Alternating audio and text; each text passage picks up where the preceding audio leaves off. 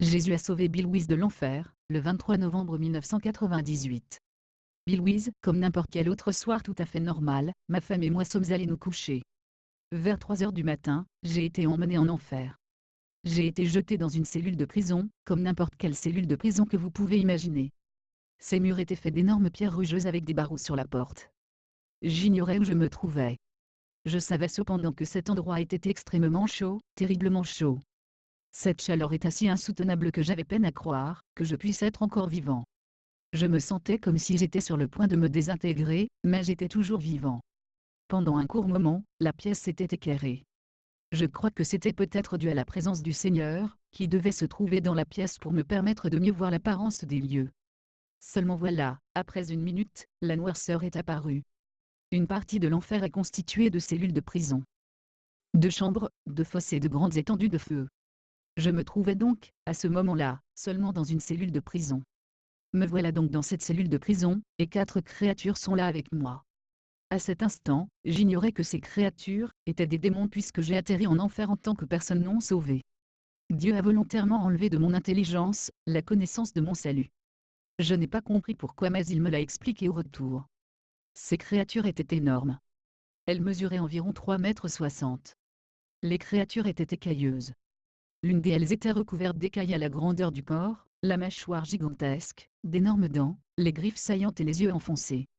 Elles étaient énormes. Une autre de ces créatures affichait quelques différences. Elle avait des nageoires de lame tranchantes sur tout son corps. Elle avait un bras très long et des pieds disproportionnés. En fait, chacune des créatures était difforme, tordue, asymétrique et hors de proportion. Un bras plus long et un plus court. Des créatures étranges et horribles d'apparence. Elle ne cessait de blasphémer le nom de Dieu et sans relâche, elle le maudissait. Je me demandais, pourquoi maudissent-elles Dieu? Pourquoi détestent-elles Dieu autant? Et puis soudainement, elles ont tourné leur attention vers moi, et j'ai immédiatement ressenti qu'elles avaient aussi pour moi, la même haine qu'elles éprouvaient pour Dieu. Une fois de plus, je me suis demandé, pourquoi m'haïssent-elles? Je ne leur ai rien fait.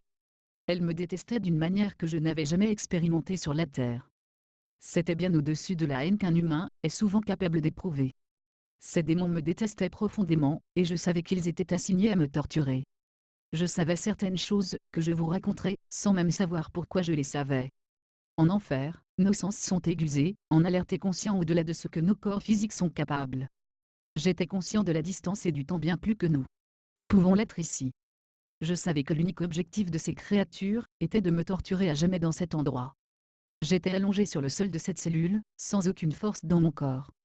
Je me demandais, pourquoi m'est-ce si difficile de bouger, qu'est-ce qui ne va pas avec moi?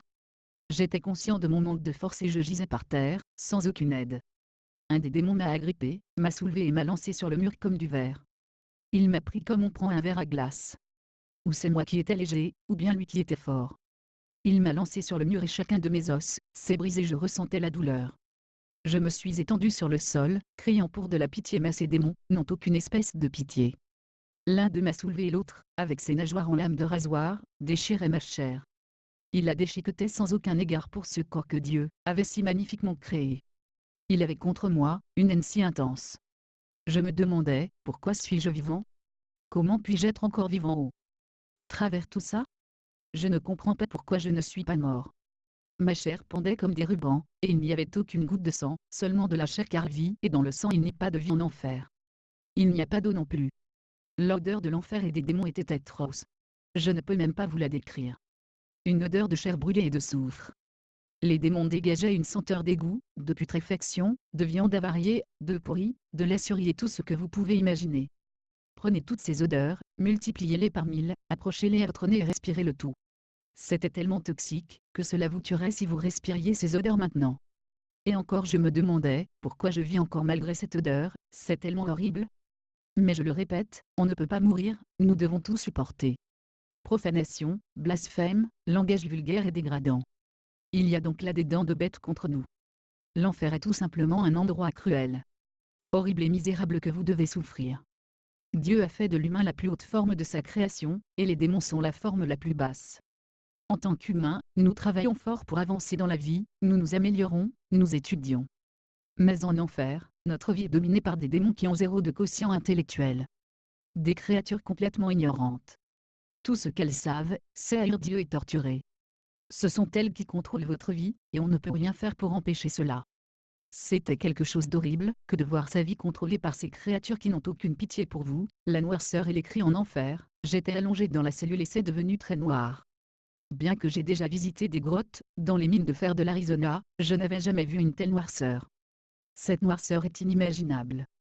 J'ai tenté de ramper d'une manière, ou d'une autre et apparemment, ils m'ont laissé faire. Je me souvenais où était située la porte. J'ai alors rampé jusqu'à elle, flairant mon chemin et sortant à l'extérieur de la cellule. J'ai regardé vers une direction, tout était noir et la seule chose que j'entendais était des cris. Des millions de personnes criaient dans cet endroit. Je savais qu'il y avait des millions de personnes, c'est assez bruyant. S'il vous est déjà arrivé d'entendre des gens crier, vous savez combien c'est agaçant. Donc imaginez à quel point en entendre crier des millions peut affecter votre être. Vous ne pouvez pas rester là. Vous n'avez d'autre choix que de boucher vos oreilles car ces cris sont forts et pénétrants. Il n'y a aucun moyen d'échapper à ces cris. Et la peur qui vous enveloppe est inconcevable. Tout est régi par la peur dans ces lieux. Il n'y a aucune présence de Dieu dans cet endroit. Vous devez donc supporter la peur, les tourments et la noirceur de l'enfer. La majorité du temps, il est impossible de voir quoi que ce soit, pas même ce qui vient devant et contre vous. Il faut absolument que vous sachiez à quel point la peur est extrême. Elle vous empoigne littéralement. S'il vous est arrivé de regarder des films qui en font grimper la tension et l'angoisse dans votre être, multipliez cette peur par 1000. Et imaginez qu'elle demeure continuellement en vous. Et c'est ainsi à chaque minute qui passe. Je connais bien la peur, puisqu'un jour, lorsque j'étais jeune, nous étions venus surfer à Coco, en Floride. Un groupe de requins m'a encerclé, quand tout à coup, un requin tigre de 2 m accent grave T-R-E-S 7 Sam Delon a mordu et arraché la moitié de ma planche. Il s'est saisi de ma jambe et me tirait vers lui. À cette époque, je n'étais ni chrétien, ni sauvé. Et soudainement, il m'a laissé partir. Je sais que Dieu a ouvert la gueule de ce requin mais durant quelques instants, la peur qui monte en vous est écrasante. Si quelqu'un a déjà vu le film Jaws, sachez que la peur représentée dans ce film n'est rien comparé à ce qui venait de se passer. À quelques mètres à peine de moi, j'ai vu un requin arracher complètement la jambe droite d'un homme. Il a réussi à se traîner jusqu'au rivage. Il y avait du sang partout. L'homme criait et n'avait plus sa jambe. Alors oui, j'ai connu la peur. Mais ce genre de terreur n'a rien à voir, absolument rien à voir, avec celle que j'ai ressentie en enfer. Aucune comparaison n'est possible, et je suis persuadé qu'une attaque de requin, comme celle dont j'ai été victime, est l'une des plus grandes peurs que nous pouvons expérimenter sur la Terre. En enfer, la peur que nous subissons, est une souffrance parmi tant d'autres. J'étais maintenant à l'extérieur de la cellule, regardant dans une direction. Je pouvais apercevoir des flammes de feu à environ 15 km d'où je me trouvais. Je savais qu'elles étaient situées à cette distance. Et puis à côté, à environ 5 km il y avait une fosse de feu, dont les flammes s'élevaient très hautes, jusqu'à l'horizon, laissant voir, quelque peu, le paysage de l'enfer. La noirceur était si lourde, elle engloutissait n'importe quelle lumière. Il y en avait parfois juste un peu, me permettant de voir l'horizon. Tout était brun et désolant. Aucune feuille verte ou quoi que ce soit qui respirait la vie. Seulement des pierres, un ciel noir et sale empreint d'un brouillard épais. Les flammes étaient si hautes, ce sont elles qui me permettaient de voir cette désolation. Il n'y a pas de vie en enfer. C'est si étrange d'être dans un monde où il n'y a pas de vie. Ici, nous jouissons des arbres et de l'air frais, mais là tout est complètement mort. L'intensité de la chaleur était si prononcée qu'il est impossible de la décrire. C'est ainsi que ça se passe en enfer, il y a une telle chaleur. Ça serait supposé vous tuer, mais vous ne mourrez pas. Vous devez continuellement endurer ces choses. Je désirais sortir de là et m'éloigner de ces hurlements pour retrouver ma tranquillité d'esprit. Un peu comme lorsqu'on désire rentrer chez soi après une journée difficile. On ne souhaite qu'une chose, retrouver sa quiétude. Mais dans ce lieu, vous devez endurer tous ces cris et ces tourments. Vous ne pouvez jamais au grand jamais sortir de là. Jamais. Vous êtes aussi nu en enfer.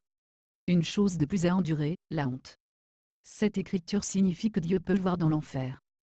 C'est un endroit observable pour lui. La nudité est seulement une humiliation de plus à subir. Elle n'y a pas d'eau en enfer, sous aucune forme. Aucune humidité dans l'air. C'est tellement sec que vous vous languissez pour une goutte d'eau, exactement comme le dit l'écriture dans sa difficile d'imaginer une telle sécheresse dans sa bouche. Visualisez-vous en train de courir un marathon à travers la vallée de la mort, un morceau de doigt dans la bouche et ça, des jours et des jours durant. Et